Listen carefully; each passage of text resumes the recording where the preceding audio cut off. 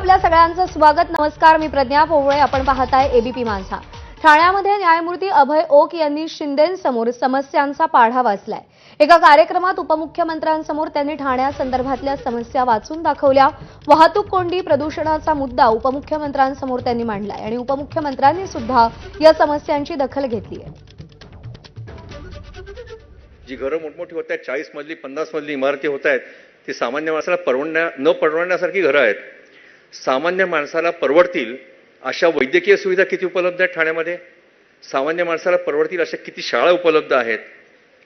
शिक्षणाच्या सुविधा किती उपलब्ध आहेत? याचा आपण विचार केला पाहिजे. आणि सगळ्यात महत्त्वाचं म्हणजे आपल्याला माहिती आहे, घटनेच्या 21व्या कलमाप्रमाणे प्रदूषणमुक्त वातावरण राहण्याचा प्रत्येक नागरिकाला अधिकार आहे. ठाण्यात आपण किती नवीन उद्यानं बांधली. अनेक शहरांमध्ये सेंट्रल पार्क आहेत. असं एकही सेंट्रल पार्क आपल्या महानगरपालिकेने उभं केलं का? नाही केलं.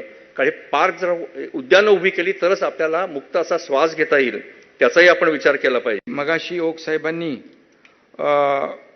काही सूचना या ठिकाणी केल्या. जिल्हाधिकाऱ्यांना मी सांगितलं होतं, सगळे नोट करून घ्या.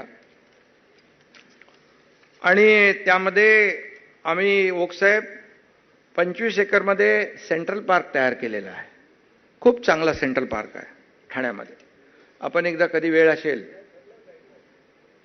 त्याचबरोबर 145 उद्यानं आहेत छोटी मोठी, ती आपण डेव्हलप केली आहे.